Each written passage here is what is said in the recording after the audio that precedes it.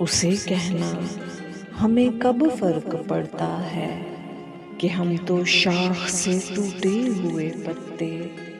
बहुत अरसा हुआ हमको, रगें तक मर चुकी दिल की।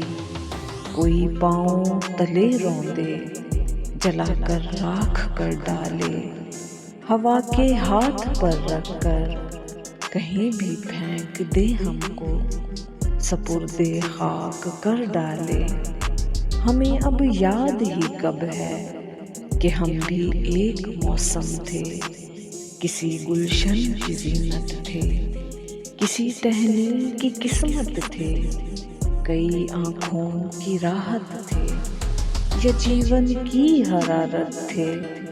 बहुत अरसा हुआ वो ख्वाब सा मौसम हमारे हाथ से फिसला, या शायद फिर खिज़ा मौसम को हम अपना समझ बैठे।